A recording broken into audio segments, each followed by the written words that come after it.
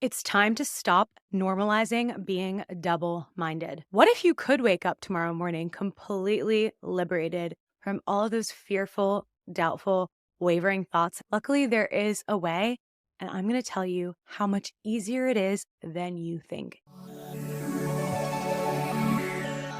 Hello, everyone. It's Gigi, and welcome back to my channel. We talk all about the law of assumption, mindset, and spirituality. We are the Journey fam, and we're all about getting exactly what we desire in this lifetime through, you guessed it, conscious manifestation. And I want to talk about not being double-minded today because I'm all about giving ourselves grace along the way and being human, and the fact that we're going to navigate different moods and different states of being. However, I don't want to normalize tolerating wavering and being double-minded because that is not benefiting us. And we want to have a little bit of discipline and tough love with ourselves that we deserve to have what we want now. And there is no reason why we should not be able to get it. And by the end of this video, I want you to feel an extra surge of confidence. And I want you to also take the momentum after watching this video and roll with it and run with it and actually start affirming or visualizing or scripting or whatever it is that you like to do to really ground yourself into the reality of your desired manifestation. And before I get into it, if you could just take 2 seconds to like this video, hit that thumbs up. It really helps with the algorithm, and I really want this message to get to as many people as possible. A lot of us could use this reminder right now, and I'm included in this. I have to remind myself daily. I am not exempt from having to do the same things that I'm preaching here on YouTube. I mean, at the end of the day, I am just a random girl who you've never met and don't really know that much about, but I am speaking to you from my heart. So how do we stop questioning when our 3D seems to be giving us every single reason to question and doubt? And there are different levels to this. It's different for all of us based on a myriad of reasons, but some of us feel like we're questioning and doubting about manifestation in general and these big existential questions of life. And some of us have more doubts about just daily things that are kind of bothering us. And we want to see more movement and we're wondering why it hasn't shown up yet. Either way, how are we getting out of that state? Because all it is really a state.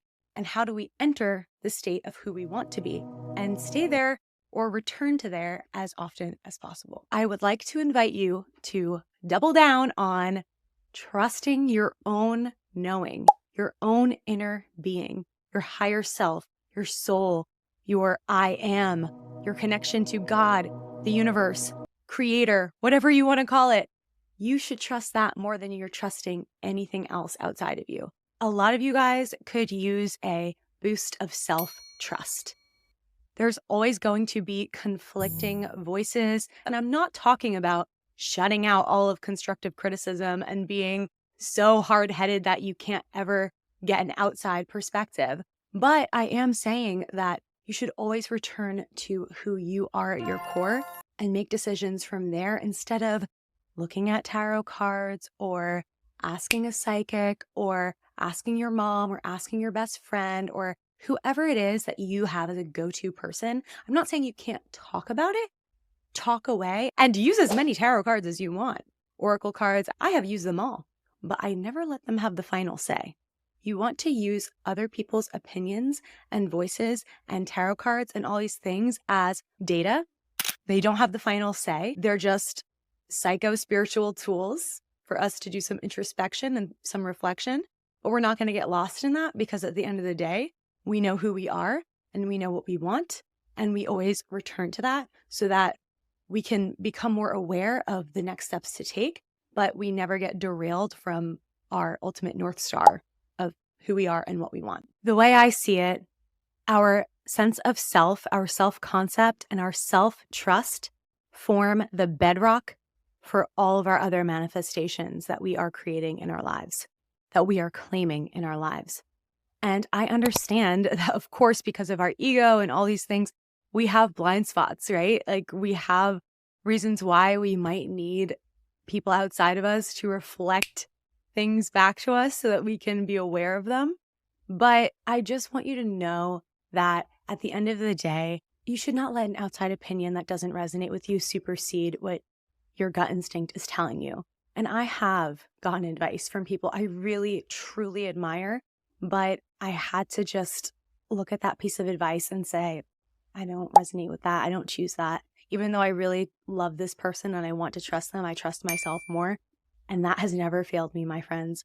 I went from torturing myself over decision making to being so confident in my decision making in a matter of months. And I really have the law of assumption to thank for that. And this whole law of assumption community, becoming the version of myself that trusts in the law of assumption and my ability to be the operant power and to cast my vision and experience what I have in my 4D, in my 3D, that has been the absolute magic wand that has granted me every wish that I ever wanted. And I think it was Manifesting with Kimberly, who is amazing, by the way. Go subscribe to her channel ASAP if you haven't already. She said, making a decision to be new self is as simple as choosing what you're going to have for breakfast in the morning or what you want to wear. It's making a decision. You make a ton of micro decisions every single day. Why can't you just continue to make the decision to be who you want to be mentally and energetically? And then you can allow it to show up in your reality instead of doubting it. If you put all the energy you spent doubting and worrying and wondering into just choosing to be new self, whether or not you actually have feelings around it or you're just robotically affirming it, if you just shifted into that direction of, no, I'm just going to repeat some robotic affirmations. Nope. I'm just going to imagine how it would feel if I had that money in my bank account. Nope. I'm just going to fulfill myself mentally, energetically, and I'm not going to let this old story continue to run the show. If you did that, oh my God, wavering would not be of concern to you if you just continue to choose this new habit. And wavering is part of the human experience. So be at peace with the fact that you're going to be tempted to waver over and over again, but you're just going to get better and better at choosing the new story and the thing that you want. And it's going to become like a muscle. You're just going to keep exercising that muscle until you're ripped, until you are so strong. You are only going to get stronger with practice. But don't get upset or blame or shame yourself if you feel like your monkey mind frenzied thoughts are coming back. That's fine. You just want to continue to cultivate as peaceful of a state of mind as possible so that your natural dwelling state is chill, calm, relaxed, open to receiving all that is for the highest good. And you want to just keep choosing to affirm to yourself, my mind is a palace. It is a beautiful place to be, and I am at home in my own mind. If you have any kind of neurodivergent tendencies, believe me, I understand. Sometimes it's an uphill battle, especially with anxiety or ADHD or all of these different things. But guess what? You are stronger than that. And of course, you can use the law of assumption in conjunction with outside resources that you might need to help you with the specific things. But what I'm trying to say is it doesn't matter what your natural set point is right now. You can continuously choose to move in a more certain, grounded, strong, stable, fortress-like state of mind so that you are not susceptible to as many attacks from the monkey mind, from the fears that society or conditioning might have put upon you. I'm going to wrap up this video shortly, my loves, but first, I just want to remind you, you can't be in question mode and wavering mode at the same time that you're in solution mode and certainty mode. So just choose solution certainty mode instead. You will start to notice answers being revealed to you that you wouldn't have had access to if you were closed off in the other state of mind where you just feel like everything's impossible. And I know it's easier said than done,